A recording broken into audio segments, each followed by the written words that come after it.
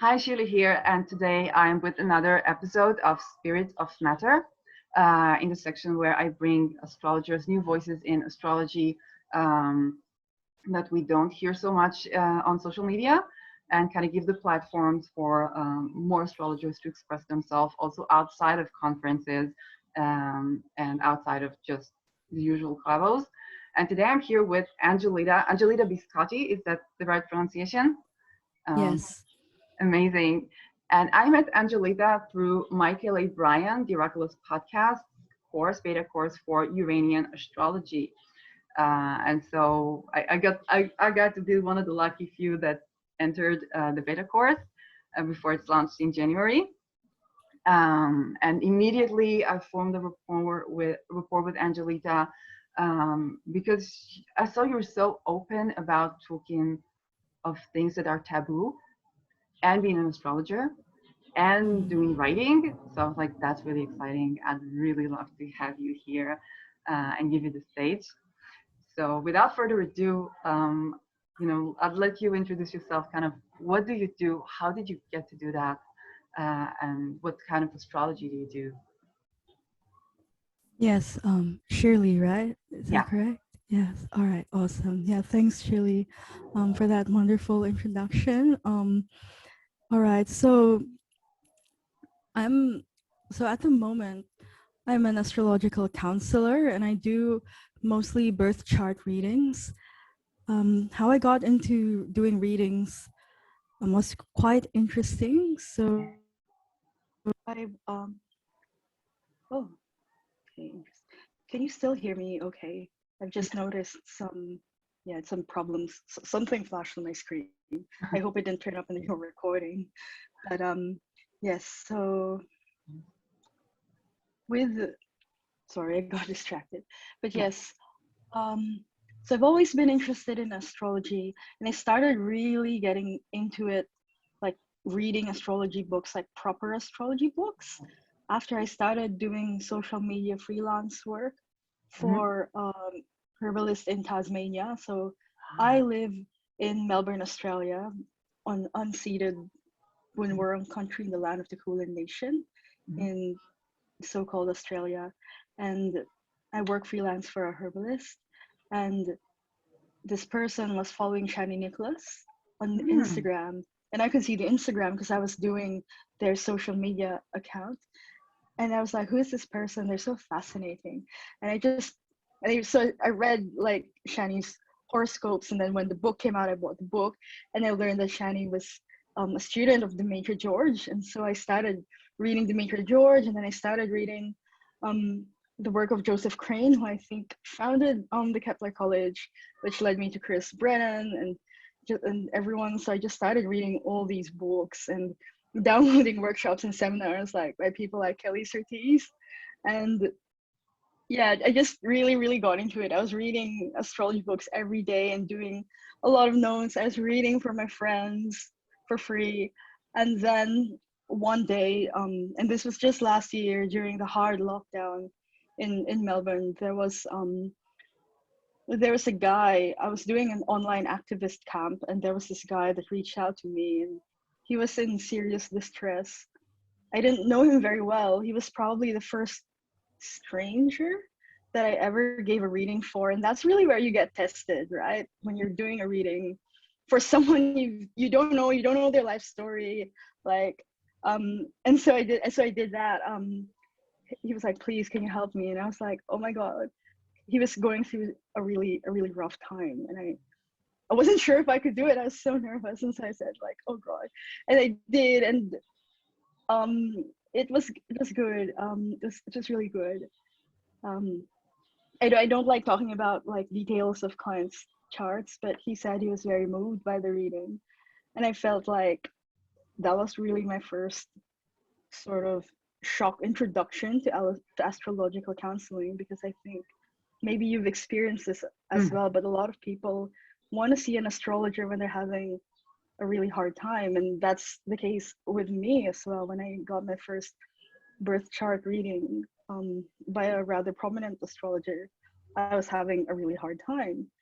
So that's how my journey started. And I started reading more about counseling theory and counseling techniques, because I think that's really important for anyone working with clients.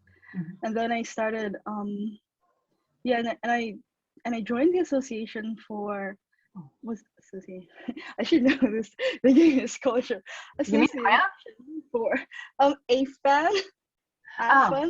You know, Association for Astrological Networking is what it is. I think they're trying to make it global, right? The international one. Yeah, they are. So they did like scholarships, and I got like a scholarship to do Chris Brennan's Hellenistic Astrology course, which I'm doing now.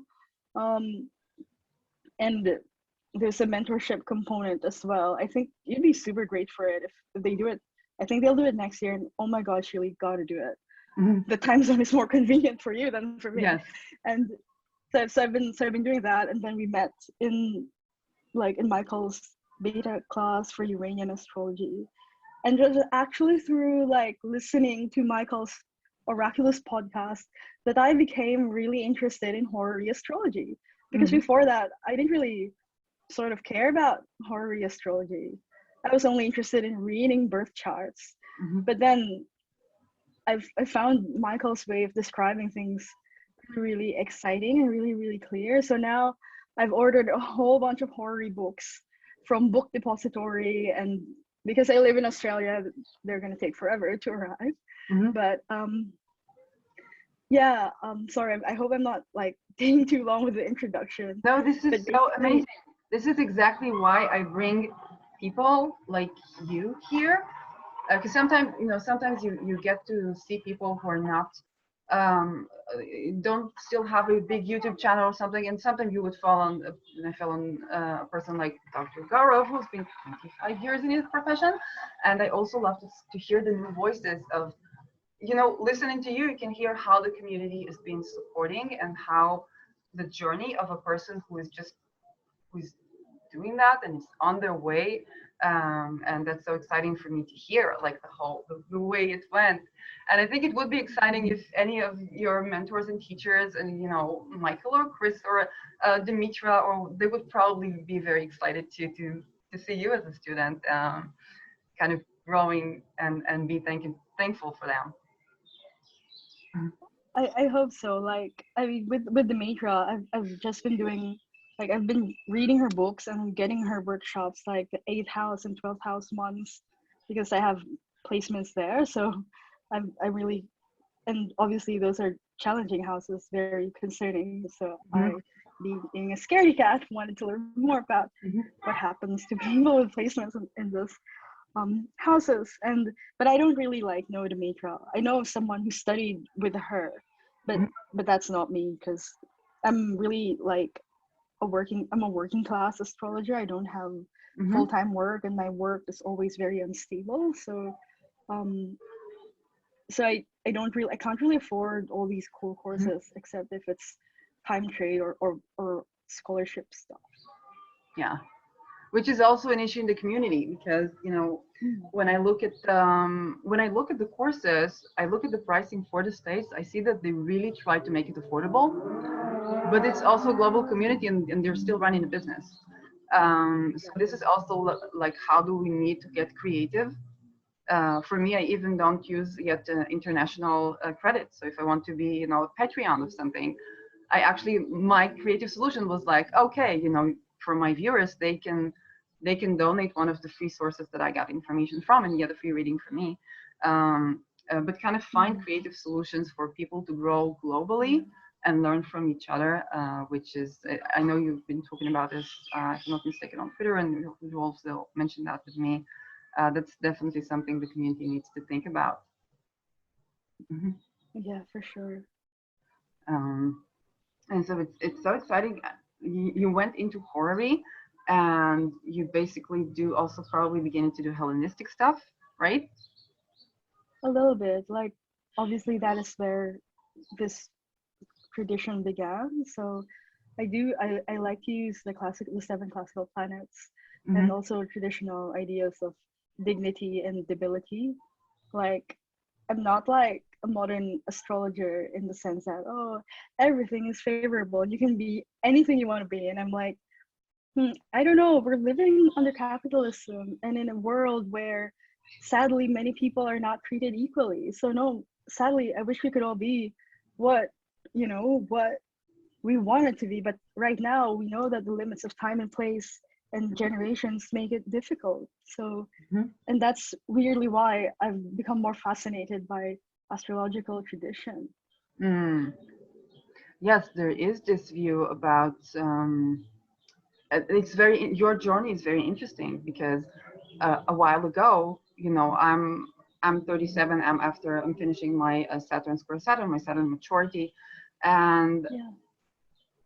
what I ran into just a couple of years ago, how I would begin to watch would be, Lada's channel, and it's a combination of many, and you would hear modern astrology, and I would look at whole sign houses, and it seemed too simple for me, and now I just love it that the visually the chart is arranged that way.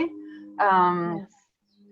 and so delving into the traditional was something that came a bit later, and it's true for a lot of, especially the Pluto Libras and maybe early Pluto Scorpios. I don't know what Pluto generation are you. um, Pluto Scorpio. Pluto Scorpio. So Mhm. yeah, so probably like the later or the mid Pluto Scorpios. And the way that you ran into Shani Nicholas, who was doing tradition, so your path was through the traditional, which is unique actually when you think about it.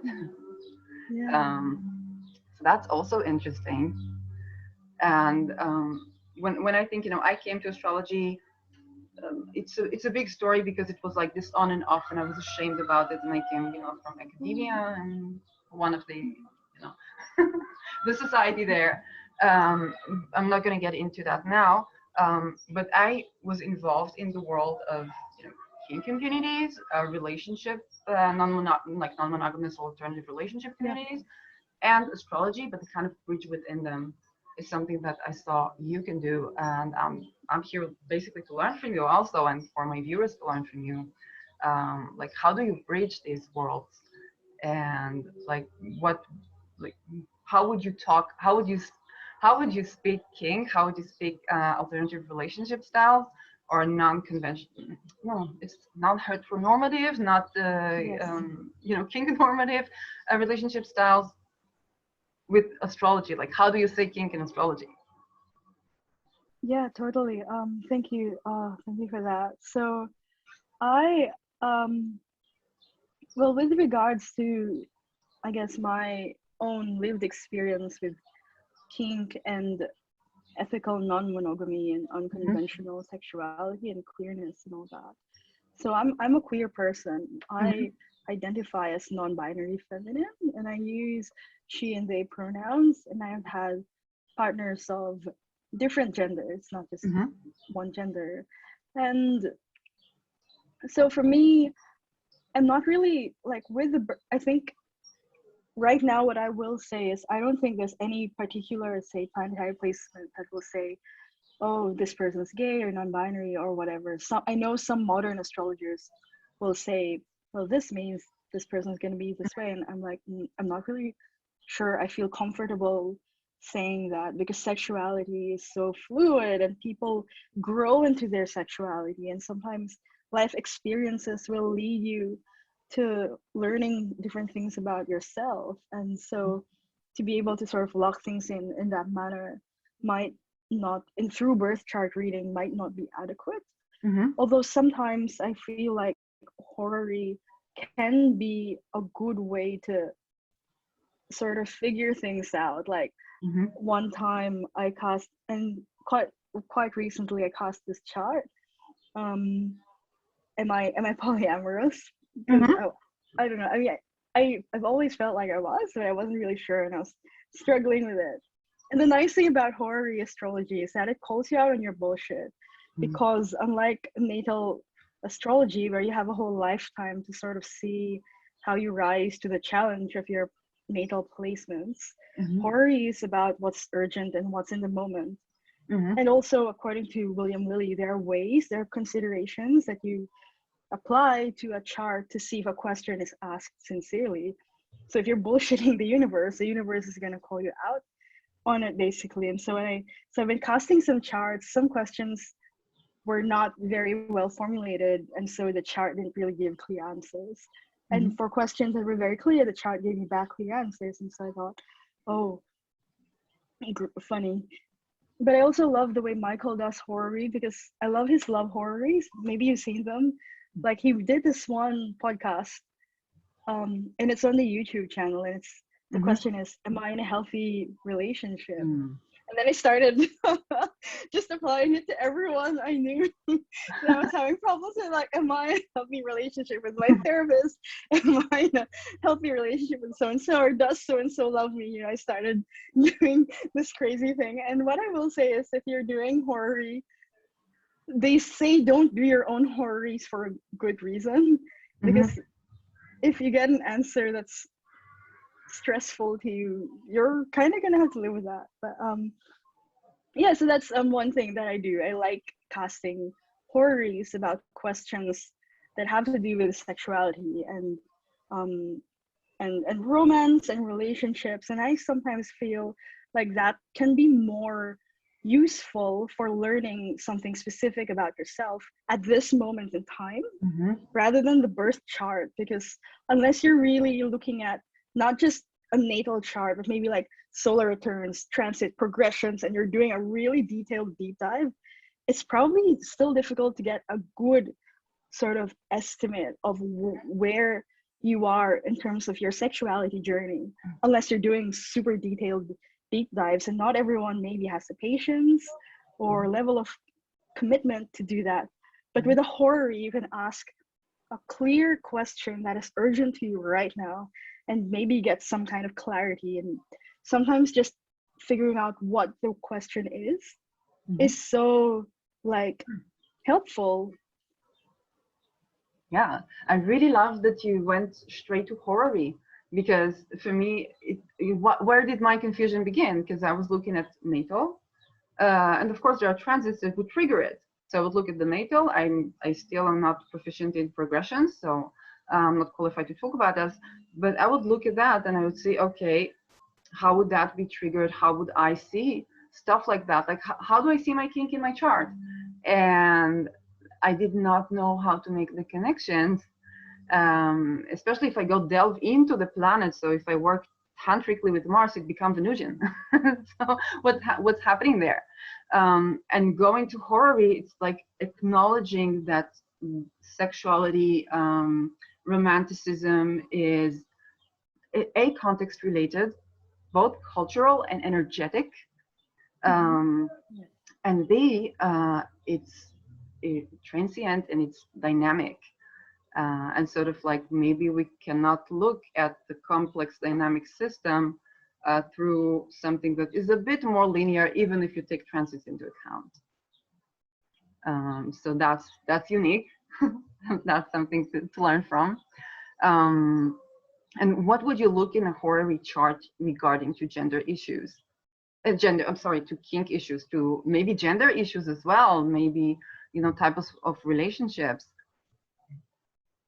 Well, I would so at the moment I'm really interested in learning more about temperaments and the humoral system, because I feel like when we think about erotic energy and like in sex and all these things, so much of it has to do with the senses and the temperaments and the humoral system, and these traditional sort of like astrological medicinal concepts say so much about the ways our bodies are in a way like made of chemicals, and the way we react chemically to each other and to the environment.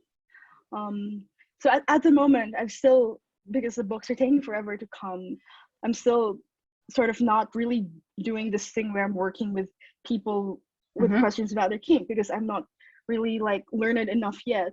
But just like off the top of my head, and please, anyone listening to this, please know that right now this is off the top of my head. This is not like actual proper kink advice to your situation.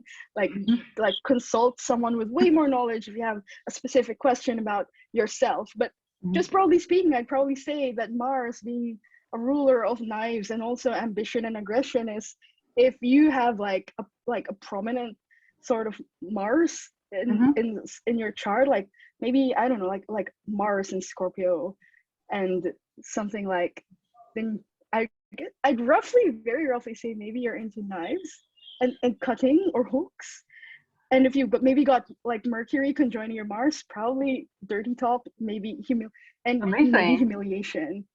Or Mm-hmm. maybe like Mercury and Venus in Scorpio, maybe you're into humiliation. Maybe. Wow. Again, that's not diagnostic. That's not diagnostic to anyone listening. These are Mm-hmm. just super rough things that are not, I'd say really look at the whole picture, but these are just some, And you could get that by I, transit, or you could get that, you can. or you can get it by the horror that it's not even in the natal, but you just ask this question in Yeah. the horror, and it's like, oh, now you got this, Mars Mercury thing, so dirty talk or whatever, or you like edge play, like cutting and so on, Yeah. and that's amazing. That's something. It's like a divination. I mean, it's a form of It divination is, yeah, to yeah. just get a straight answer without looking for the inner psyche and mechanism of how did this intuition came about at this time, which is also interesting. But sometimes people don't have the time for that, and they really need to know right now what's going on. Why am I like into that and I didn't know that before? Um, so that's amazing, which is interesting because I do have Mars in Scorpio in the ninth house. And the fact that it's Oh, in the ninth house kind of gets me into a more tantric place. I also have Saturn there, I have Pluto there, and this wow. whole ninth, third, and embodying the sexuality. And yeah, I did have a lot of trouble with that. But yeah, it's like one of the energies I ran to in the astrals. The first it actually merged with the energy of someone, and at first it was too intense, and I was like, I was making me some cocoa, and I was taking what I thought would be a spoon with a long just long spoons, and I just wrapped my hand, believing I'm holding a spoon, and then I realized I'm holding a knife. Whoa, Yeah. whoa. And that That's energy has its unreal. Mars dominance. It was related in a Mars dominance for me, the analogy of the knife. Also, part of what I get and being having Mars in the house of God, I with my clients and that mostly are healers. I don't know how but it got to that, and I teach them about like what is their knife, what is the skills of mastery that they need to not be afraid to use, so that Beautiful. yeah, so it kind of gets into those things where sexuality would be something that teaches me something. Yes. um Oh, I love that. yeah.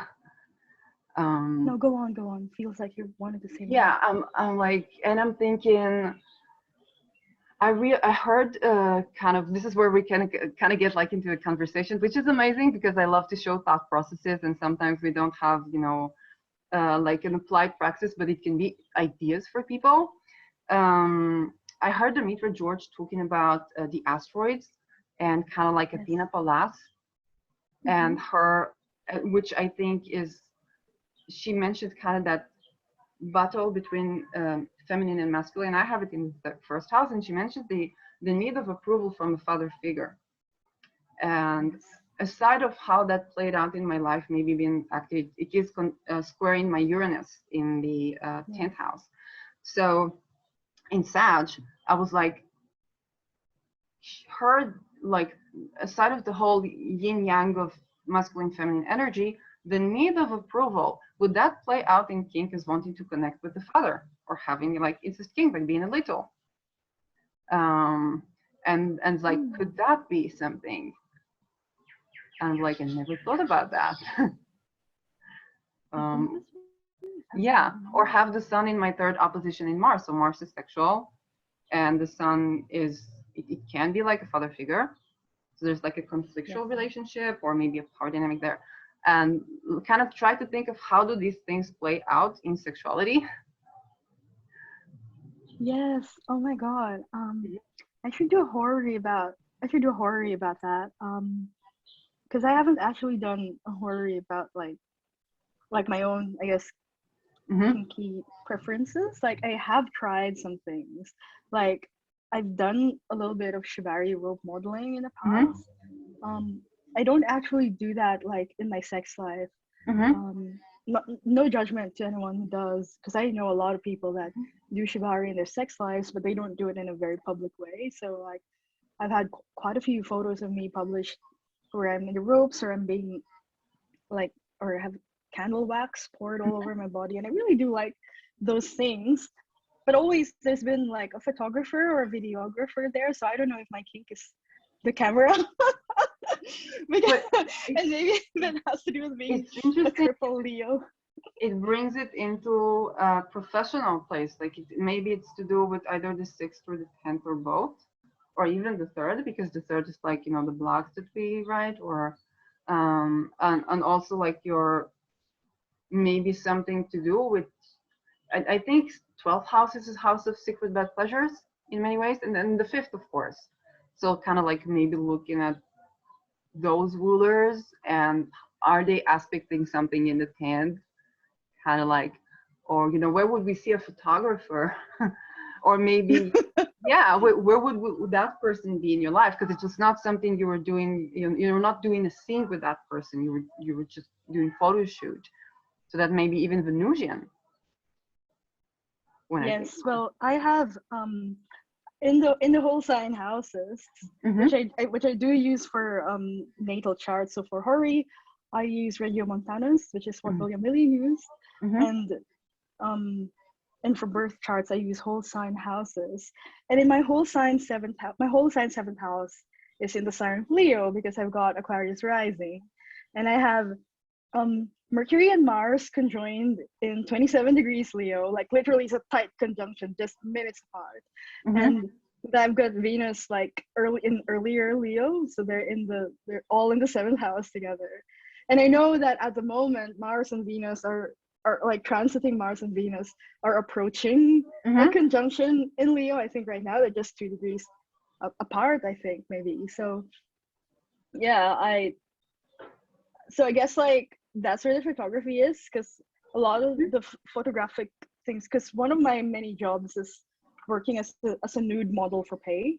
So, and a lot of the times that's a one-on-one engagement, and the 7th house is about long-term one-on-one engagements, usually I guess intimate partners, but also like I guess I could also work with like photography as well. In my 10th whole sign house, yeah, I've got I've got Pluto in there. In my and I have like Uranus, because I remember you had an Instagram post about, you know, where's Uranus in your chart, and with me it's in the 11th in Sag. And my midheaven is in the 11th whole sign house as well. So I'm trying to think right now, like because I'm thinking where's my Gemini? It's in the 5th house, so of creativity and play and recreation and lovers. But I've got Chiron there, so I don't know. Does that mean I like pain? Maybe I do. Well, it's interesting. You know, the first thing I noticed, Uranus in Sag, ruling your 1st. So 1st is also the body. You know, yes. And Uranus is, for me, it's ruling the 12th. So a lot of what I do would be to bring up the 12th house aspect, whether it's collective unconsciousness, the cosmology, the void. There's the void of Pisces, and then there's the void of the 12th, and other worlds and astral experience and astral sexuality and taboo and whatnot into the 10th. Like to learn about it, my Saturn's in the 9th, and then the modern ruler is in the 10th. And so I am in Sag, and Sag is kind of like confident to talk about these things as a part of their career.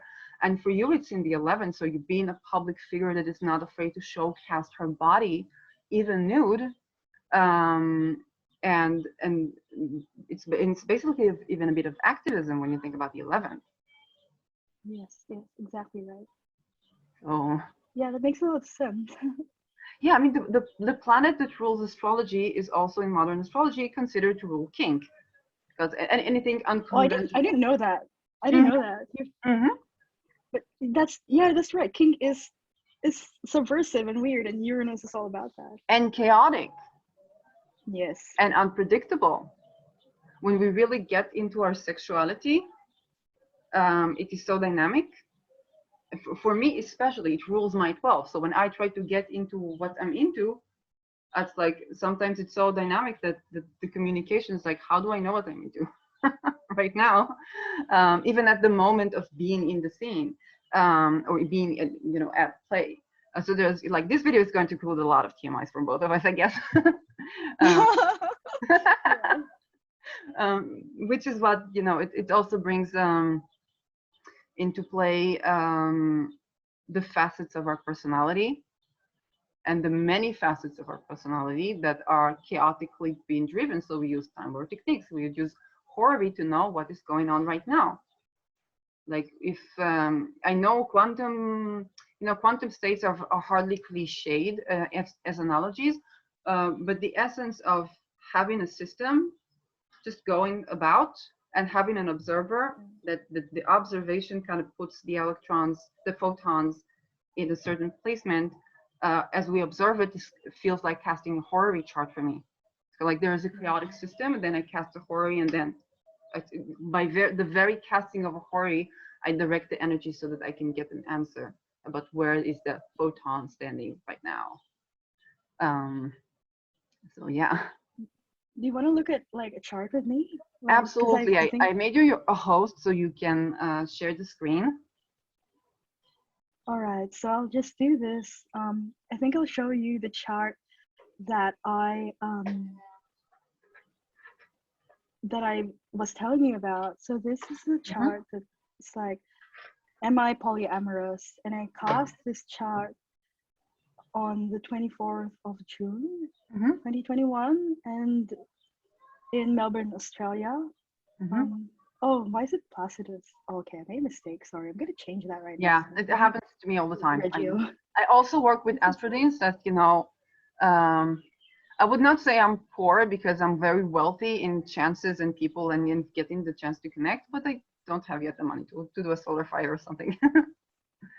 Solar fire is like, and also I'm on a Mac, and I know solar fire doesn't work on Mac. Oh, I think they have Astro Gold for that. I have Astro Gold on my iPad because it's cheaper to have on the iOS system, but I don't have my iPad with me right now. So I do have that, but it's just better for me to do Zoom on here. But what I like about this is that you can see like the terms and the decans, and because in Astro Gold it's such a minimalist thing, and also although in Astro Gold you do see the essential dignities table, which is super important in horary. But anyway, maybe we'll I did not even know that you could see the decans and what I don't even know what's the inner circle. Yeah, like, so the terms and decans inside, or faces like in there. That's new to me. Terms, yeah. This is like fascinating. So here, and these are just Euskalian decans and polymate terms, and so, and I'm using the outer planets as well. Although obviously folks like William Lillian, Bonatti, and everyone back then would only use the classical planets because those were the only planets they were aware of. So the question in the chart was, am I polyamorous? And as always, the first house and the ascendant, they're always about you, right? The person, the querent in this case. And so we have that here. So we've got Saturn, we've got the ascendant in 11 degrees Aquarius, and then we've got, and it's ruled obviously by Saturn, who is retrograde in motion, and we've also got in the first house, and this is Regiomontanus, so you've got the thing where you've got Jupiter here in Pisces in the first house as well.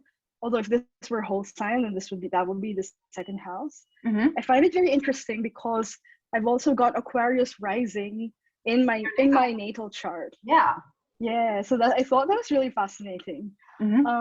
Because the question is about polyamory. What I looked at, the next thing that I looked at, aside from determining the rulership of the rising sign, I looked at the fifth house, and here we've got that in like the fifth house cusp. It's in Gemini, and we've got Mercury in Gemini here. So Mercury is in the sign of his rulership as well. And we've got the North Node as well in Gemini. Mm-hmm. And so what I feel like that's saying is, like, if I were working on the chart with a client, what I would say is just looking at this, not even looking at everything else, although I do think it's important to look at everything else, it seems pretty clear that the querent is polyamorous, having Multiplicity. yeah, Yeah. because like because the because of the planets that are Mm-hmm. in question having that essential dignity of being in the signs of their rulership, and Mm-hmm. also for example, having the North Node in the same sign, in the same house and sign as the of the house that denotes Mm-hmm. romance, recreation, intimacy, and creativity. And we've also got the sun in there as well, although the sun in this case is in the sign of Cancer. So all of Which that is is quite emotional, interesting. because Yeah, with Gemini, it's like, it's air sign, but we want yeah, to get, with Gemini is the poly, it's the non-monogamous. With Cancer yeah. is, it's the poly thing, it's the romance, it's the heart. The heart is in an emotional water sign, so it's like immediately I. In the Yeah, no. I agree with you so much. Like you should do horary too, Shui. You could do kink horaries. And I do might that in your listen to that. practice. That's so Please fascinating. do. And like and Cancer, we see that Cancer is ruled by the moon, and the moon here is in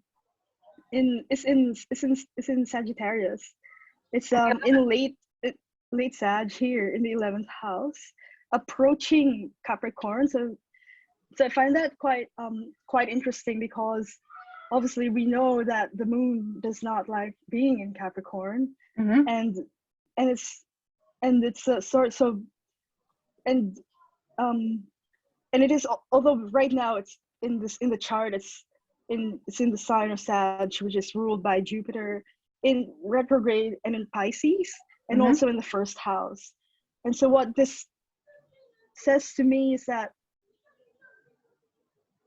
like, maybe a lot of the potential polyamorous partners are in this 11th house. Like, this is where you find your partners, in your community of practice, in your community of activists, the people that are sort of doing similar things to you, like, so artists, activists, creatives. That's where the partners are, of of Cancer sort of being like in there, and the sun being in there as well. But also the moon approaching Capricorn, being in the late stages of Sagittarius, suggests that there might be like conflicts, and there might be challenges of Older. I guess dating with people who are in one's community of practice, because sometimes the people that, if when problems arise, then what do you do with your art projects if Mm-hmm. the relationships are in trouble, right? Like, so there always has to be this question of, is it wise? But also, with the moon moving into Capricorn is ruled by Saturn, which is in the first house. So Mm-hmm. maybe it's not the worst thing in the world, even if the moon is moving into like a sign that it might not be comfortable in, because there's still this sense of like, this is who you are, the Mm-hmm. good and the bad. That's exactly who you are, and if you don't accept who you are, then maybe you'll always wonder about what's missing in your life. And it doesn't mean make dumb choices, Mm-hmm. but it does say, like, be careful, I Mm-hmm. guess, because we would then have the south node in Sagittarius as well. So if we've got the north node in 10 degrees, then we would have it in 10 degrees Sag, which I'm guessing is still somewhere like, which is in the 10th house. It's So I career. guess maybe, yes, in the house You of know? career. Yeah. So I'm still figuring it out. Like, what is the warning here? Like, I guess there's a concern about separating, like, questions of love and career, and not letting them bleed into each other. Like, Mm. lead from wisdom and a sense of abundance, and not scarcity with both. Yeah, I mean, I'm thinking immediately. I looked at the moon, and I'd go from being Sag about freedom, and it's passionate, but it's passion that spreads. For me, I have it in the career house. I cannot be tied down to one career. I cannot, especially with Uranus Yes. here, right? And then Yes. we go to Saturn. So Saturn can be also age gap or something serious. In Mars, so both Saturn and Mars, Saturn is boundaries and Mars is also boundaries, keeping your boundaries. So it's a sign of freedom and liberation, but there is also a sense of boundaries that we would not necessarily have with Jupiter. Yes. So you can, if I can see what would you want to lean into is to enjoy the abundance and hold the boundaries. Yes. Because yeah, I mean, you can do a creative project with one person, with one lover or metamor or whatnot, and have other venues of income for you. And I see Keto would probably be, with the Mercury, and that also polarizes, and with Jupiter. Yes. So I don't know how to delineate that, but that's interesting.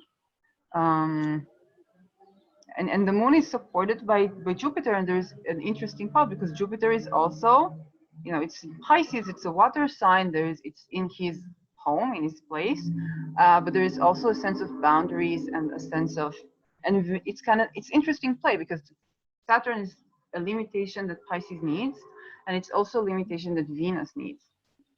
So you have like good temperature, between, yes, Saturn is extremely cold and dry, but we have enough waters to sort of set a boundary that is not too, too powerful, or too severing or too knifey.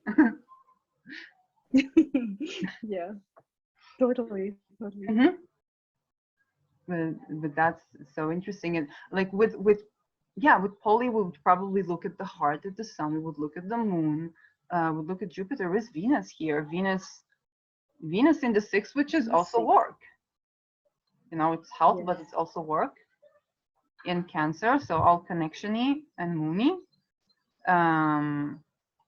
Again, making an aspect to Pisces and to Pluto. So here is something I don't know if when I see Pluto Venus opposition in a natal, in a composite, in a synastry, I say, oh, you need to stay in your power. I don't know what would it mean in a horary chart. I feel like it could mean similar things, especially given that this opposition is pretty much exact in terms of like the minutes, like 26 39 Venus and Pluto retrograde at 26 degrees 6 minutes Capricorn.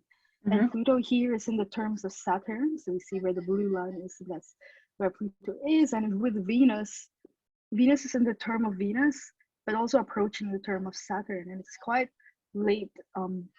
It's quite a late stage Venus in Cancer as well. So this is sort of a Venus that already is kind of like locked into this idea, like I'm a very moony kind of Venus.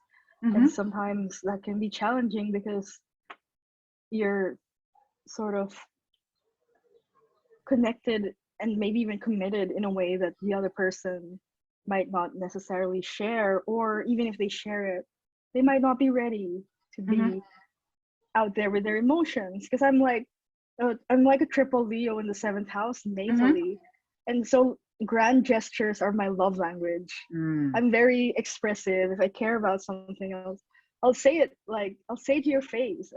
And sometimes people think, oh, we love that. But if you're receiving that kind of attention, sometimes it's quite intense, and not everyone is ready for that. And I have to accept people where they are. And if someone's not ready for me as I am, it's not really a good idea to try to convince anyone to change just for a person. They have to change, right? Because they want to, for themselves, regardless of whether it's for a person or not. And also, I think when we desire to participate in a mutually receptive relationship that is very intense emotionally, that is very deep emotionally, that is abundant of attention, we can attract Plutonian partners who need that for the very same reasons, but they come not with the heart, but with the need for power. Yeah. So that could also be a cautionary tale as to your state as you casted this chart. Maybe, I don't know. No, no, I do sort of see that. Like, there's this sense of one-sidedness sometimes with Pluto, like in the case of Pluto and Persephone, right? Like, and the way she sort of becomes his bride, and not really in a very, I suppose, consenting kind of way. Mm-hmm. So I guess there is that interesting thing. And also I think about Britney Spears and the way the transits are affecting like her situation at the moment, and especially during the time of the Venus Pluto opposition. And I know that you did a video about Britney Spears chart as well. Like natally, she has Pluto in the first house, squaring her Venus in the fourth house. I'm talking whole sign houses. So, you know, Venus in the fourth and the Pluto in you know, being the, although Pluto is usually the native, but in her case, perhaps there were other things, and I don't get into that because I believe that every person who has gone through isolation and abuse should speak for themselves. And until she doesn't totally, say, I cannot ignore that the analogy she used for her situation was sex trafficking. I cannot ignore that.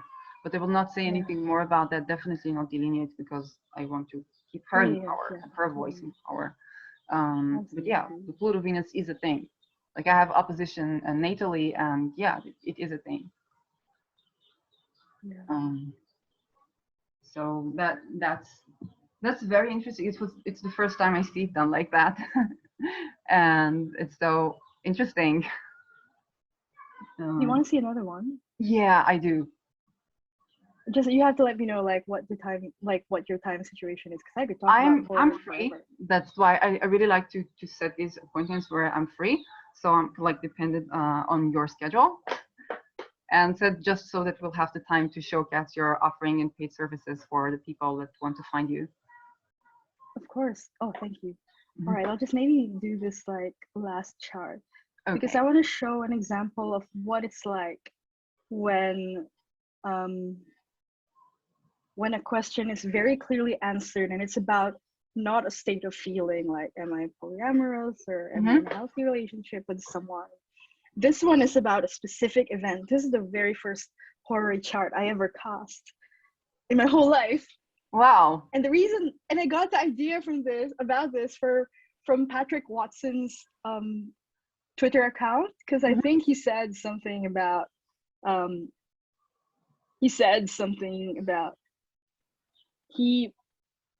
client had not turned up, and he cast a horary saying, will I have this session with this client?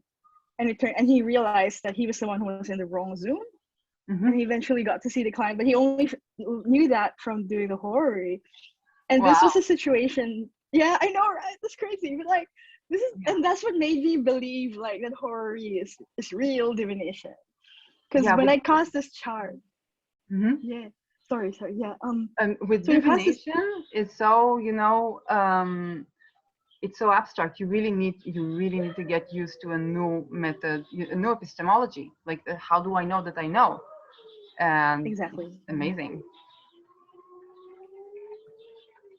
So the situation in this chart is my therapist and I were not able to reach each other, and there was a scheduling conflict, and I couldn't reach his receptionist and I couldn't reach him, and I had a meeting that was causing the conflict. And I thought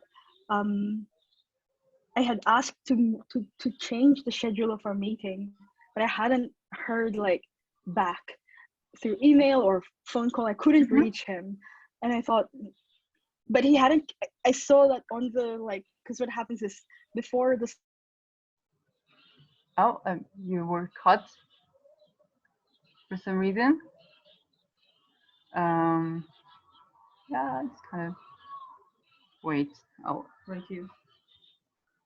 Oh. Wait. What's going on?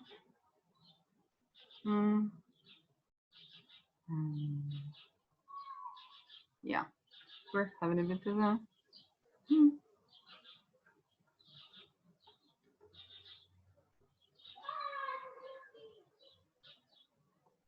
we're trying to get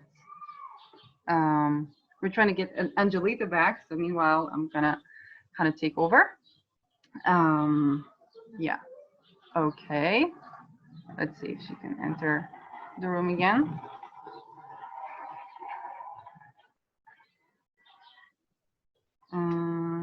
So. Okay. She's trying to connect right now. You know, Mercury went out of Neptune square and he's out of his shade period. But I kind of feel something is not yet clear with Mercury. We also had this like confusion about like the time of the meeting and now this. So let's see if she's.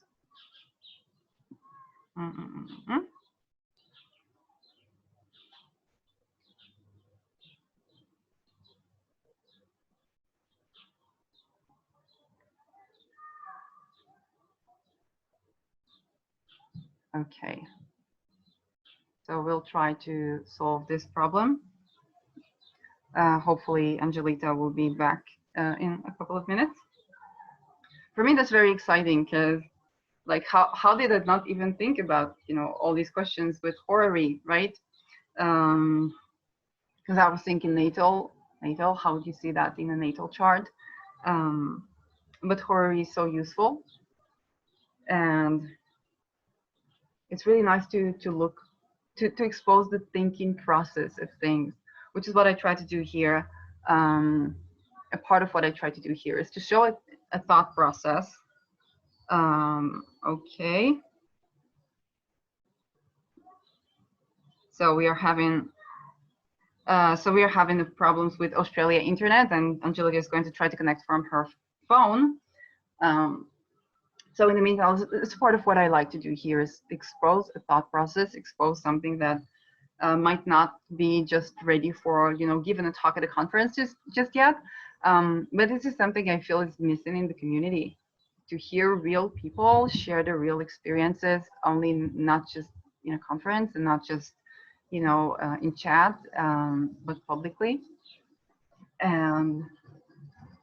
And that's so exciting for me. For me, it feels like a mini conference in my living room, within a one apartment room. So yeah, let's see if Angelita can connect from the cell phone. I'd really like you to be able. I mean, let's take a look at her website. Can I share the screen? Yes, I can. Okay, so I can share the screen, and that's Angelita's Twitter, and that's her website, and she's an astrologer, queer astrologer in Melbourne. You can see those beautiful pictures, and you can also, let's see if it gets my screen out of the way, you can also donate her on her channel. You can find her on Twitter, Instagram, and on Facebook. And she's also doing writing workshops. I hope she's going to talk about her writing workshops, because that's something interesting. She kind of helps people through writing to get to know their chart, to use their natal chart and use writing and creative writing to kind of get to know themselves, which is also a healing process. And I find that very exciting. Yeah, and she's back. And she's back. Yeah, you're back. Hey. I was just presenting your website for a bit, and I know you have the workshops that you do, kind of helping people through writing and through astrology get to know themselves better. I was kind of looking into that in the meantime. Oh yeah, we can continue that conversation. I'm so sorry, Shirley and everyone, for the internet dramas. I don't know what happened, but yeah, Australian internet is not good. I feel like you would have better internet than me. Well, sometimes not. Like this can get stuck anytime. I'm kind of making you the host, so you'll be able to share the screen if you need to. Yes. Yes. So yeah, that is also a global issue with Yeah, for internet, and sure. a part of what we're all dealing with whenever we have digital businesses, workshops, whatnot. That's kind of like what we're all dealing with. So yeah, that's how do I get this back? Okay, so Yeah. yes. Um I will what I'll do now is I'll share the screen and we can look at the workshop that I just finished since Amazing. you mentioned that. Let me just share the screen right now. So I volunteer currently with this organization called Free Association, and it's an experimental art collective in Melbourne. And we recently had this workshop called Under Queer Stars, Life Writing with Astrology. So this is it's a writing workshop. It's not an astrology workshop. And this is really about using the birth chart to as a prompt for creative writing and for writing about your life, or really anything that you want to do, like maybe a placement, a planetary placement, or something about your family. And so I'll just go through some of this is the Free Association website, by the way, for anyone interested. And this was supported by a grant. So fortunately, people who we've admitted into the program didn't have to pay to do this workshop. But I got paid through the grant, which is great. And amazing. So family, ancestry, sexuality, and class origins are complex inheritances we didn't ask for. Just like when we look at our birth chart, we don't really have control about when we're born. So we don't have control over our planetary placements. So how might we reappropriate the concept of destiny to land fully in our bodies and in ourselves as creatures of stardust thrown into consciousness and time? So this is really an effort to integrate principles of classical astrology to queer anti-capitalist engagement with questions about who we are and our place in the world right now, and how we relate to our own body and other bodies, and how we see ourselves as coming from a certain kind of family living in a certain kind of generation. And so much of the astrologers who inspire me are people who are queer and people of color astrologers from the Pluto and Scorpio and Pluto and Sagittarius generations. And I'm also very much inspired by critical race theory and queer theory, and I've incorporated some of that material into the workshop. Like some of our discussions have been around Audre Lorde's The Uses of the Erotic. And I want to share some slides from the class, if that's okay with you, Shirley. Of course.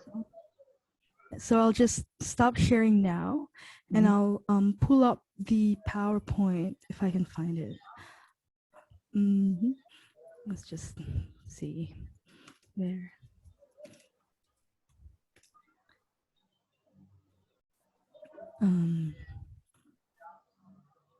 Where are we? So I've got. I'll share it. I'll share the screen when I've got the slides.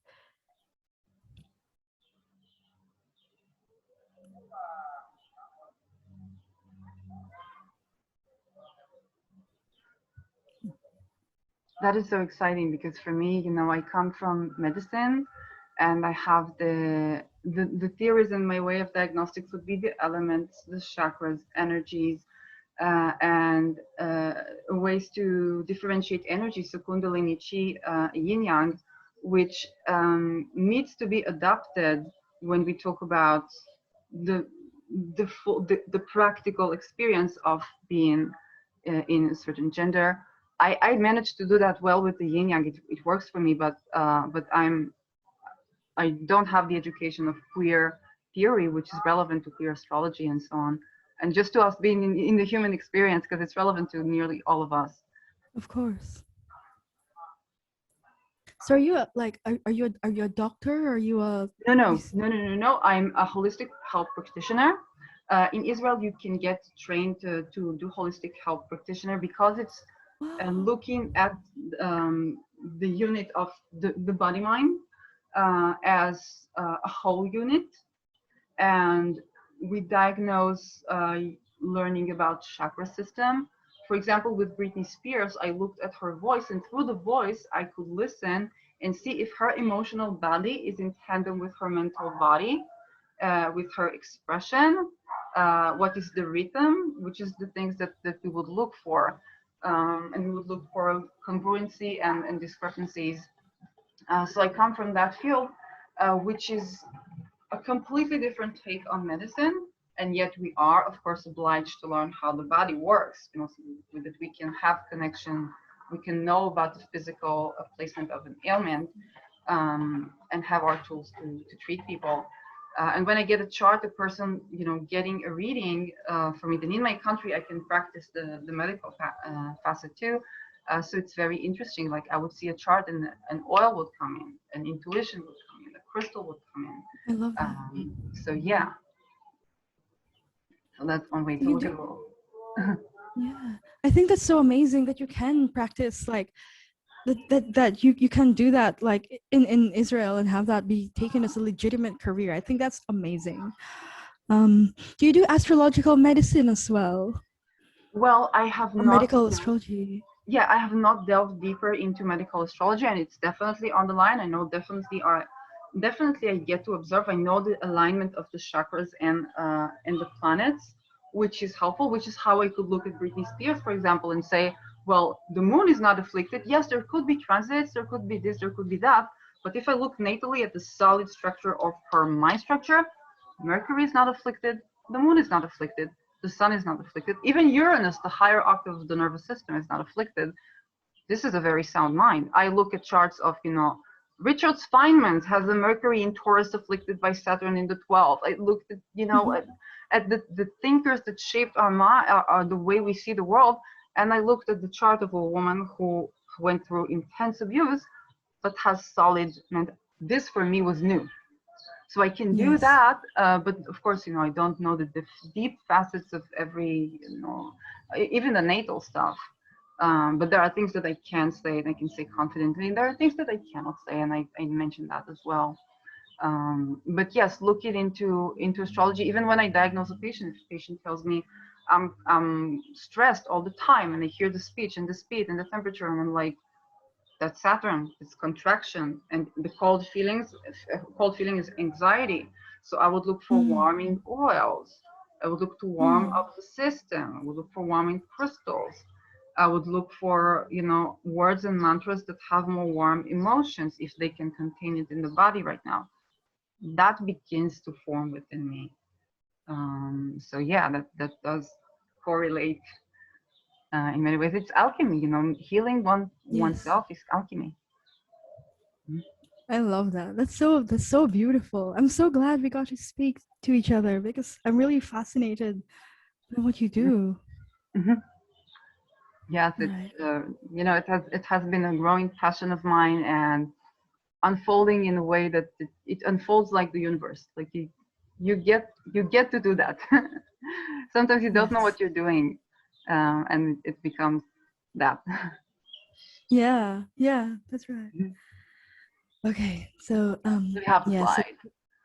Yeah, I do have the slide. And so this is for the second workshop, and it's called Desire and Other Dissatisfactions. And for this workshop, we look at the question of what it means to be in a desiring body and what is possible for us to desire using queer theory and also contemporary literary theory. So I'm just gonna try and look at questions like because I know that YouTube sometimes has standards for what can be shown. So there are a lot of things here I actually cannot show because I don't want to get your YouTube channel in trouble. Yeah, but I won't show those things. Yeah. I don't go for monetization right from the get-go, and I know I will not use Patreon for paid content, but actually OnlyFans in the future when that becomes a thing. But yeah, if it's something that you do have to consider the YouTube, like the basic stuff, like not even to get monetized. Just it's always the thing with sexuality. And I'm humbled by the need of the algorithm to locate which is wrong, which is definitely abuse of of Yeah, of bodies, course. and which Yeah. is sexual expression that is so needed in a healthy society. That is so true. All right. So I think I'll just show stuff with Mhm. words because I don't think anyone will be offended by words. Yeah. So here we look at the question of what it means, I guess, to be a Venus in rulership, or a Mars in rulership, or an exalted Venus or an exalted Mars, or a debilitated Mars. So there's this question of desire and satisfaction, because these are the opposites, right? Desire and satisfaction. Mhm.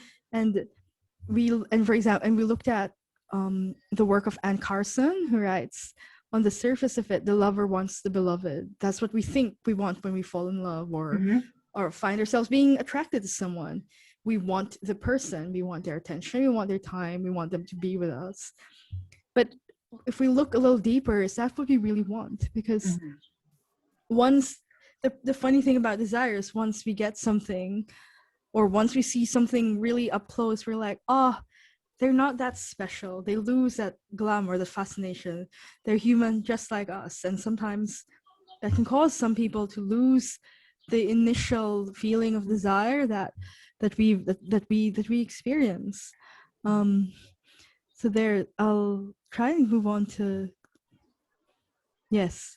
So I offered these questions to the students, the writers in the class. So, and I usually like the F word. I don't know what I have usual no ask you to problem say. with F word, and I've seen some astrologers. I won't say no names, and won't put anybody on the spot. Say the word "fuck" on YouTube, so I guess it's possible. So yeah. Okay, cool. Right. I mean, I swear all the time, but I'll try not to do it on your channel. But yeah, but Mercury kink, I guess. I don't know. yeah. All right. So basically, like, can you desire someone that you're not curious about? And there's this wonderful book, and maybe you've read it or heard about it, by Esther Perel. Oh yeah. Who wrote? I super love her work. And she's very much about the importance of mystery and autonomy and curiosity and erotic desire. So we really look at the idea of what it is we want when we're in a state of wanting, and how we can sort of renew and really sort of refresh like long-term relationships and bring erotic desire back into them for people that are maybe struggling with that. Of course, different people have different problems. Some people find themselves always, I guess, attracted to people that maybe aren't good for them, or maybe people that don't want them. So what is it about this situation that makes them want so badly something that maybe from the outside looks like it's not really positive, but for the person in that situation, there's something they keep coming back to. There's a sort of like a comfort in wanting someone that's maybe emotionally unavailable, or someone that may be hurtful, or even like someone that's not like right for you, right? So, and I think many of us have been in this situation, and sometimes we don't know how to talk to ourselves about ourselves. Maybe it's Venus and Scorpio doing a number on us, and something else is happening in the sky at the same time. So there are all these ways, and I think that with planetary placements and transits, we can really sort of look at, well, what is this planet saying to me about my desire, and what is this aspect saying to me about the people that are coming into my life right now. Right.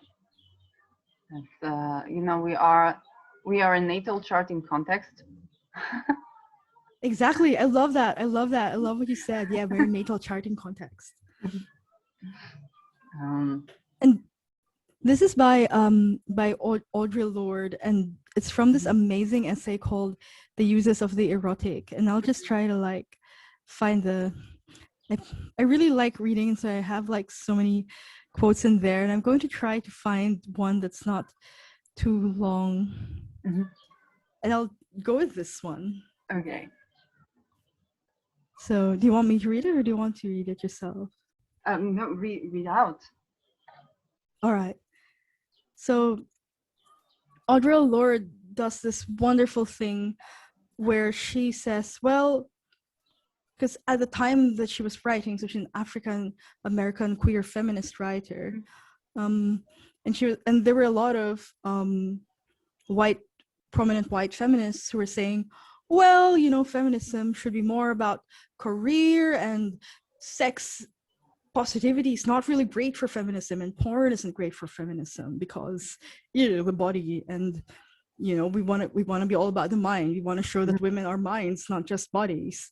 And Audre Lorde says, well, hang on a second, we are our bodies too, but we cannot let like heteronormative white male patriarchal standards tell us what to feel about our bodies, and we cannot use the terms that the opponent has set for the way we talk to ourselves about ourselves and the way we enter our own experiences.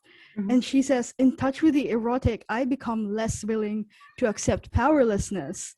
Wow. Or those other supplied states of being which are not native to me. They're not my true self. Resignation, despair, self-effacement, depression, and self-denial. And for me, there's no difference between writing a good poem and moving into sunlight against the body of a woman I love.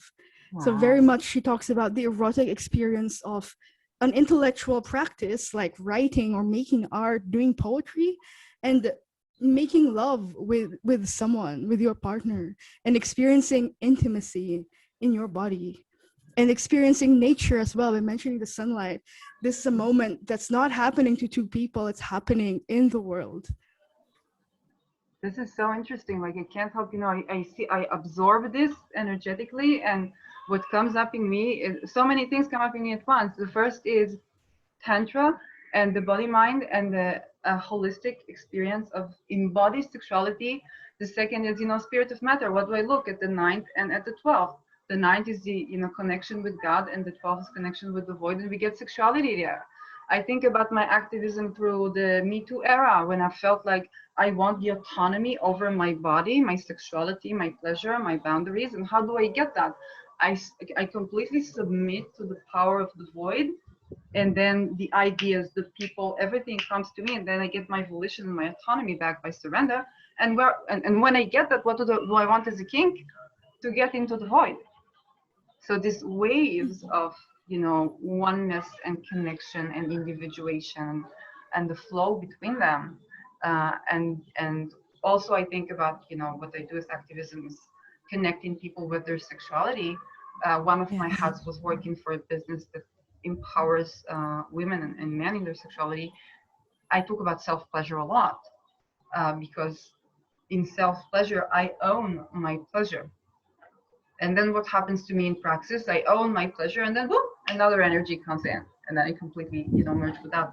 So yeah, when we come in touch with when we descend fully into the body, then the chakras are open, so we have the ground and we have the crown, and the energies, the yin yang energies are balanced, the hemispheres are balanced, neurologically, and we can have a balance with the heart, frontal cortex and the amygdala, and also the mind and the heart. And then we are actually healthy thinkers, healthy scientists doing something powerful in the world. So this is just a sentence because, oh my God, it's all connected all together.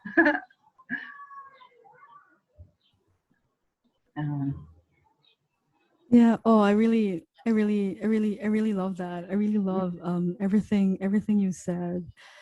So yeah, maybe I'll just go through like just a couple more slides, and then so fascinating. Then we can sort of like, and I can talk about my services, and we can do last few reflections. Yeah. So one of the things that I did with this class is it's a creative translation exercise. So this is a poem by Ocean Vuong, who's a wonderful, wonderful, wonderful Libra poet. And so this is a story. This is a poem about a an intimate act. Well, parts of it are about an intimate act that I won't say out loud on YouTube because we don't want dramas. But oh, I think you can say, there's- you know, we can talk about, I know there are channels of, you know, like Evie Lupine of alternative sexuality and BDSM. So she does talk about this. I think the boundary is that the content is not supposed to arouse people, so it's not sex work. I think that is what their criteria is. Okay. All right. Okay, so it's about oral sex, right? So like there's this line that's like there, and it's very, very obvious what that is. And Ocean Long's this wonderful queer poet. Wow. And so the task is to translate this poem into your Mars or Venus placement. So someone who maybe has Venus in Sagittarius might translate this differently to someone with Venus in Pisces, for example, or someone with Mars in Pisces would perhaps express the ideas in this poem differently to someone with Venus in Pisces. So that was a really interesting creative exercise, and I really like sort of jumbling things up in people's minds and using astrology in weird ways to get us to sort of like be more flexible, because I have a grand cross in the fixed signs in my chart, so I'm not very good at having a flexible mind. So when I teach, I always try to like help myself have a flexible mind and help my students have flexible minds as well. And also it's just fun to do these little exercises. It just helps with one, I like sharing poetry that I love, and also I like getting people to like be experimental, because so much of life and creativity and sexuality is experimental. That's so true. It's in cosmology as well, you know, that it is a science and an art. Indeed. Yes. All right. So I'll just so I've exited that, and I'll just maybe show my website. I'm actually changing my website a bit, so I'm going to like have I'm gonna diversify my offerings on my website, because different people want different things, and I also want to add a bit of horary as well, because I really enjoy doing that, and I love working with horary charts, probably sometimes even more than natal charts, to be honest. So I want to, and because it's a new service, that's going to be a lot more affordable for people than the ones that I have a lot more experience in. So let me just find a way to share my thing. There we go. Oops. So this is my website that I designed myself. And I don't think people can see the link. We'll just have it in the YouTube, yeah. And it's angelitabiscotti.squarespace.com. And this is just my bio and what I work with, some testimonials from happy clients. And so I do very short, quick readings. The prices are in Australian dollars, which is great if you're earning US dollars or euros or British pound, because for example, for those of us that aren't earning in US dollars, the US dollar, the euro, or the British pound sterling, so freaking expensive. It's crazy. And then the time zones, and I'm on the other side of the earth, so time zones are so weird for me. I'm also getting to practice this. It's, you know, it's an art. It really is. And so I do like quick readings, and I do, and all the readings generally I do on Zoom, and it's totally okay for people to record the readings, audio and video. I'm happy for people to have the recordings for their own private use. I do natal chart readings, and there's services that go for an hour and 15, and an hour and 30. And I do have sliding scale rates for queer and trans intersex people of color clients who are struggling financially, because obviously during the COVID, so many people working jobs like hospitality or sex work Mm-hmm. or anything that involves being out Mm-hmm. face to face with people suddenly lost jobs. And that happened to me too. And I want to make sure that people can still access Mm-hmm. astrological counseling and astrological healing services, even if they haven't got the ability to pay full price. Yeah. There are also options for like written reports for people that aren't really, not everyone likes talking, not everyone's comfortable in conversation. Some people just like having a written report. There's cheaper rates for returning clients, and I'm going to add horary readings as well, and I'll also add an asteroids and outer planets only reading, because I actually really love working with the outer planets and the asteroids. So I wanna do a lot more with those, but I haven't added that to the website yet. But and people can put in their concerns in there. I've also got a blog for people that want to read. I haven't updated it in ages, so you'll see the last update I did. It was in June, and when Venus was in It's Cancer. kind of So, new. yeah. I've seen places where they're not been updated in 2 years or so. So that's kind of new.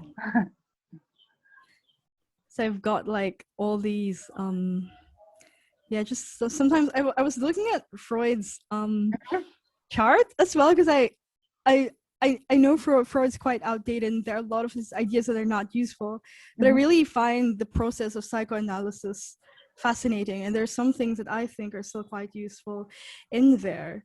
And one thing I noticed about a lot of psychoanalysts is that they have angular Mercuries, and particularly 7th house Mercuries. So maybe we'll someday work on a project where I look at the birth charts of prominent, like Eric Fromm and Jacques Lacan and these people. Oh, that's amazing. You can definitely use the hashtag Spirit of Matter for that if you want to. As long as, it's crediting me as the creator of the hashtag, it's definitely something I'd like there to be. I would do that. Because it's so important to have a refreshing look. The way I do Spirit of Matter is I would explain about the person. I even go right, you saw, go to Wikipedia, and then I do predictions. What do I think I would see in the chart? And then you go to the actual chart. So for me, I do it as blind reading, but you don't have to do it as blind reading. You can take it to your place, and we can have like a hashtag where people can see, Spirit of Matter cosmologists, psychologists, and so on. And that would be an interesting thing for the community. So. Yeah, I love that. Yeah, I think that would be, I think that's a fascinating idea, doing like blind readings for and using prominent charts and seeing how right or how wrong I guess we are. I'm very bad at things like knowing whether people are like about people's placements and signs. Like I had a friend and I was pretty sure he was a Capricorn or Sagittarius sun, and he was a Taurus sun, and I was like, But the thing is, I love Taurus suns though, and it explains why we get along, because I've got a Taurus moon, and I think that in moon. Yeah, so when you have the sun, Venus, and also Michael. Oh my god! Oh wow! Yeah. Yeah. Oh, that's why you get along. And it is in your 4th house, so this is. It's my 4th house. Yes. Yeah. So. Yeah.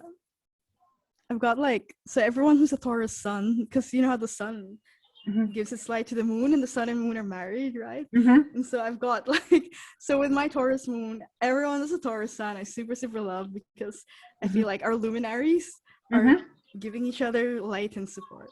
This is so nice.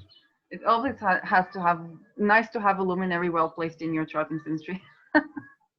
It's always good. Yes, that's correct. Yeah. But with predictions, now that you mention it, this is so important, because prediction is not like trying to guess what the sun is, but what would I see in the chart? Like, this person does so and so. So what houses would I expect to be activated? What planets do I look at? If it's a thinker, how's Mercury doing? If it was Britney Spears, so Mercury, Moon, Sun, how are they doing? If it's a public figure, how's the 11th doing? How's the 10th doing? What are they bringing there? And so on. If it's an activist, I would look not only at the 11th, but the inner to outer planets connection. Yes, because yes. you do everything you do, you have to do something on a transpersonal level to heal yourself. So that's how you can do predictions and kind of get to watch. And sometimes you're right and sometimes you're wrong, but it's always nice. It is. No, it is. I'm like trying to predict my my therapist's Mercury. Mm-hmm.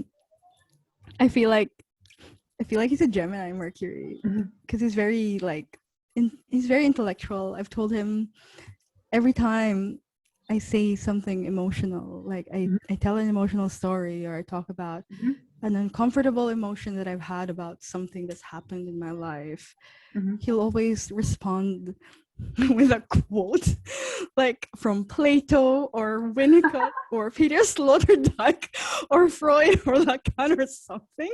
And I've told him, you always respond to my emotional problems with an intellectual provocation. Maybe a Mercury-Neptune connection. Maybe. Yeah. I feel like there's a Mercury-Neptune connection, and I feel like it's a Mercury in Gemini. And I have a fire Mercury, and I feel like I need like an air. I feel like he's an air Mercury because I feel like we get along intellectually, and fire and air. Yeah, but they're also not alike because if it was fire and fire, we would just burn the house down. Or if it was water on fire. I have Mercury. Are you? Yeah. Oh. Yeah. Nice. So and it oppositions Pluto, so it's not a fire that burns with with Aries, it's a fire that burns quickly and relaxes. When it's opposition in Pluto, it burns. It does indeed. It does indeed. So yeah, having compatible Mercuries is important. Yeah, totally. How are we going for time? Oh, sorry, you were saying? I was saying, telling my people, you can find Angelita on, Twitter and Instagram and Facebook. And that will probably be such an exciting experience to get a reading from you, to go to one of your workshops, because you have so much to offer. Like you have such, depth of analysis and depth of knowledge of what you do know, very deeply. And then it gives you the ability to look at what you don't know with very interesting eyes. Then you can get to know new things quicker. So yeah, and you wanted to say something. Oh no, I just I just wanted to say, like, I feel the same way about your approach, and I'm really excited about this conversation we had, because I really find your practice fascinating, and your approach is unique, and it's also like very articulate, and it's so in-depth. Like, you see these connections in the chart and you are able to talk about them in a way that is compassionate but also fierce, and also very truthful, like there's no bullshitting, and I love that. I love that honesty, like compassionate but honest, not compassionate and deceptive. I don't like that. I really love honesty, and I really love that the quality of service that you bring, and the respect for clients that you very obviously have, that you showed in the chats we've had, like on social media and even now. So I'm so grateful, and I really hope that we get to know each other better, and maybe I'm sort of planning to do like my own YouTube channel. Oh yes. But one of them, I want to have you as a guest, but I want to have other content first, so that there's actually an audience who can see you when I have you on my channel. Well, you know what? You just go out and you just record that, and I will make the time for you when you do that YouTube channel, and I will do an interview for your channel, because that's how you get to people. My channel is not that big either, but just go for it. Just go for it. Express your voice, and it's so heartwarming for me to hear and to connect, because you post a video out and you get the number of viewers, and usually people are shy about comments, and to get the feedback of and I get I don't get feedback for, am I good, am I not, am I this, am I that, and to kind of be appreciated by someone I appreciate. It's so amazing. So thank you so much. And of course, you can definitely I will definitely make the time for you when you do open that channel and you do get interviews. So yeah, of course. Because I love your consistency. It's like your channel, you have so many videos, and you do them regularly, and I think that that's really the secret, because when we're starting out, it's not like astrology podcast that gets so many views and shares and retweets and everything, right? But they've been doing this for what, 10 years? More than 10 years. They have right? been, Or something. I the first things I watched for the cast videos, those are not just the standalones. I come from the TV show, so there was like mythology and standalones for the X-Files. So there's like the forecast, and then the Q&As, and Chris, Austin, and Kelly, big shout out to the cast.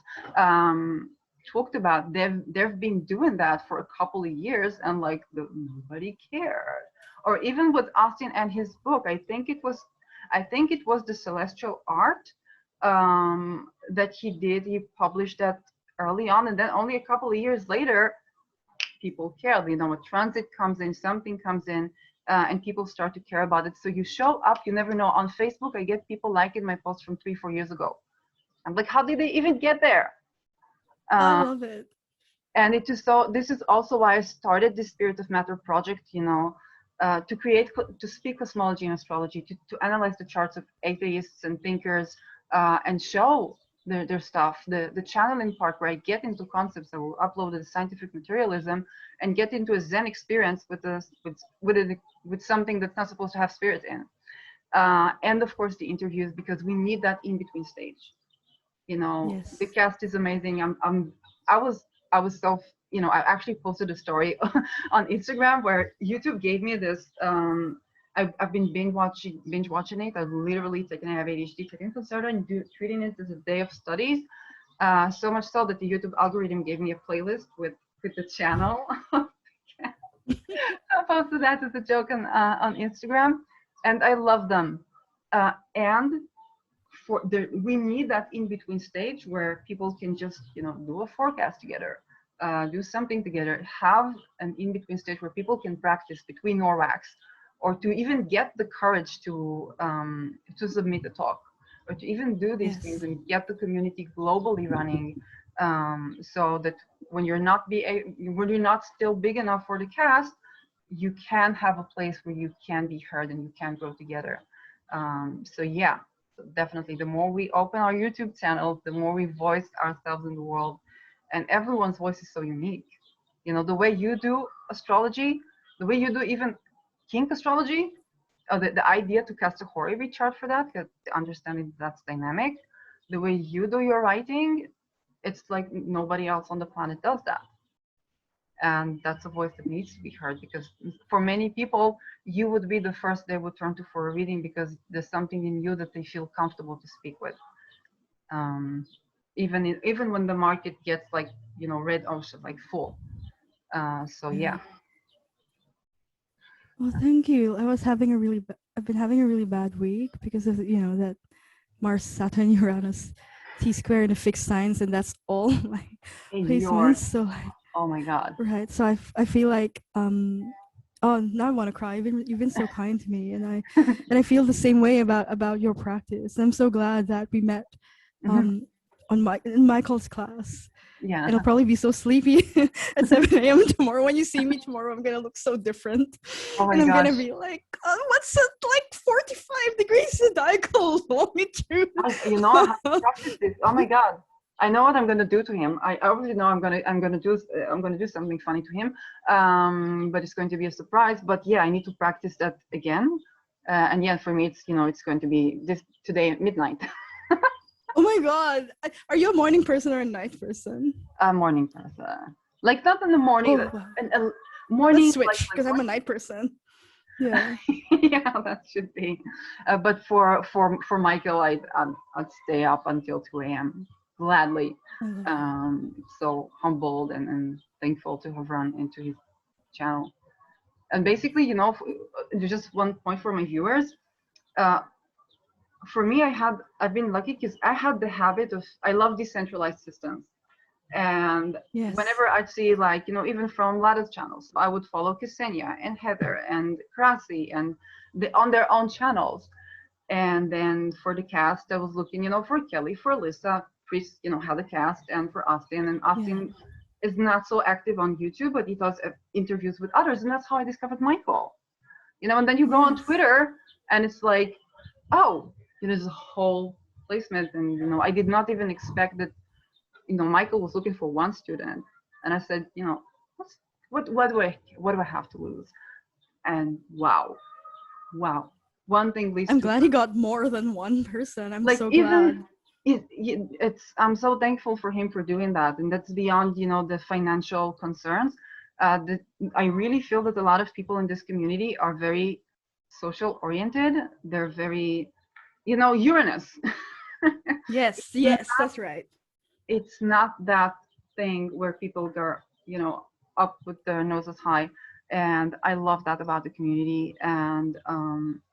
And even before being on Twitter and being on Instagram and being on YouTube became networking, it was something that I did because and when you think about what can you bring to the community, you get connections and you get back, because it's about connecting with people eventually. Our clients, they come not from the community, they come from showing up as an astrologer. Then it's a whole other topic for a whole other video.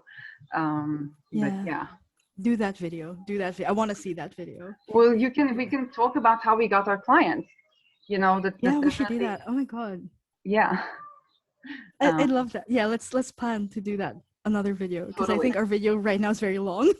Which is good. I love this. You had this video. I think it was you that wrote. You wrote about you would like to see there more like snippets of content, and I was like, I like the almost tantric long videos and the snippets. So like having them both, because I really enjoy that format. In business, there's an element of it's called scratch your own itch. I think it was coined by Tim Ferriss. You talked about it. Like, you sell what you want to buy, offer what you watch. Would I watch this interview? Would I just take on Saturday and watch this interview? I was like, oh, gladly. Oh my God, I would watch that. So so my viewers would connect with me, and that's what I care, to be successful in a happy way. I love that. Integrity. That's what you have. You have a ton of integrity. You're all about integrity. Well, I'm also in a very wealthy place, and I might expose that in my life. I'm in a situation financially that I'm recovering from a certain ailment, so I am being supported. And I take the privilege of being able to still work and still express myself, and have time available to do things where money is not the top consideration. So I'm in a privileged place where I can give something to the community that other people who are running their businesses might not be able to give. And I love, that I love it that I have that and I can share that.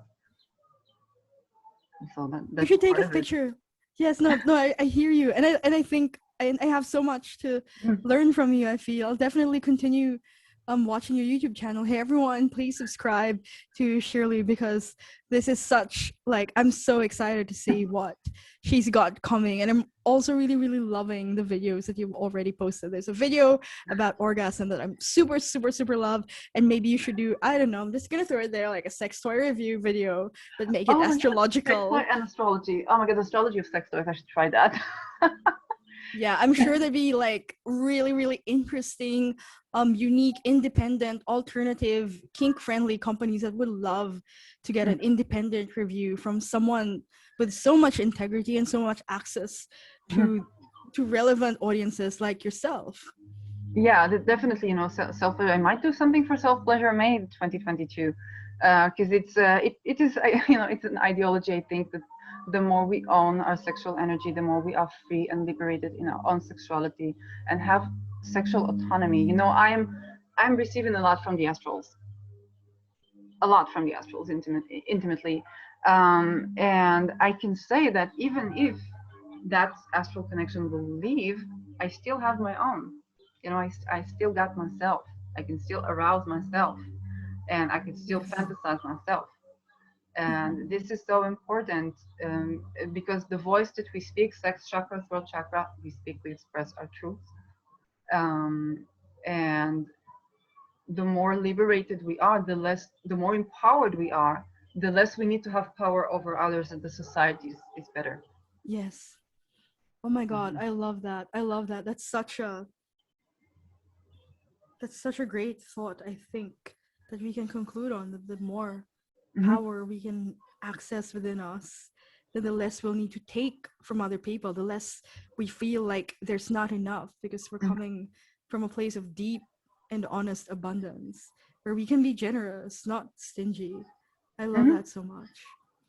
Yes, definitely. So, and it's so exciting for me, because I would post a video after video after video, and I had my own creative engine. I'm in a Mars perfection year. I did energy cleanse in the Scorpion full moon before my birthday.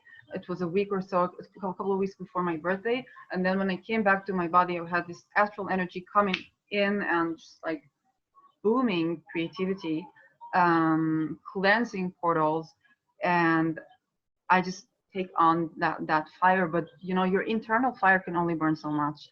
And to have encountered you and a person I really click and rapport with and appreciate, and you have so much knowledge in your field, and probably you have a lot more astrological knowledge than I have. I'm coming from a completely different place. I'm coming from the academia, and to learn from you and to be appreciated by you, and to have this more equal power related kind of like you are in your power, I'm in my power, we can nourish each other. That is something that does not happen in academia, for example, so often. That I love that happens here. And it's amazing for me to know that people find my videos beautiful and inspiring, and it nourishes the fire to do that. Oh, thank you. I actually feel like you know more astrology than me, because in Michael's class, I always feel stupid. And I always miss, because I'm very spatially challenged. So I feel like I always, and also because I'm not a morning person, so I always forget like things like obliquity and like, well, I still have to buy like a sexagesimal calculator. Me too. I have not bought anything just yet. So yeah, and then I had another expense coming in for a colleague of mine opened her own course, and she was like, please be there, pay whenever you can, and so on. So like another commitment came in. So it's like, yeah, I haven't bought that sexagesimal. We probably don't need it yet, right? If we needed it, Michael would tell us, right? I think we don't need it right now, I'm sure. No, maybe. I hope so. I don't have it, so at least there'll be two of us without it tomorrow. Yeah, we have the two of us are without it tomorrow. So, but yeah, that's it's the heart that matters. Yeah, not the calculator. Yeah. All right. It's been such a pleasure, and I'm going to send you off to your own busy schedule, and I'm going to be ruminating over the reminiscent of this wonderful energy that's in my room right now, and definitely will continue to catch up. And for those of you watching this, follow Angelita. She's such authentic spirit. You do real talk. Like you do real talk, even you talk about networking, about holding and being authentic, and being intellectual and being sexually embodied and being an embodied person, and and being queer, which is also something that a lot of people, I guess, in the community, in the queer community, LGBTQ community, to have someone who speaks your language, that's so important. Something that, for example, even in therapy is not so prevalent. I know at least in my country, people are trying to make the effort, but to hear people speak their own voice is something that I love, and I love the voice that you're bringing in into the astrology world and into the community. And yeah, we'll continue to catch up.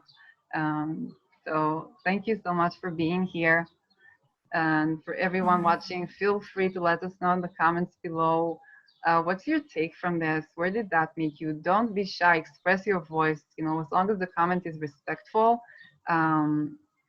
I think both. I think both of us would agree that we accept even different points of views. Yeah, totally. And don't be afraid to talk. And share it. Share the news. Spread the news. So yeah. Thank you so much. All right. Thank you as well. Yeah, I'll stop the recording. All right.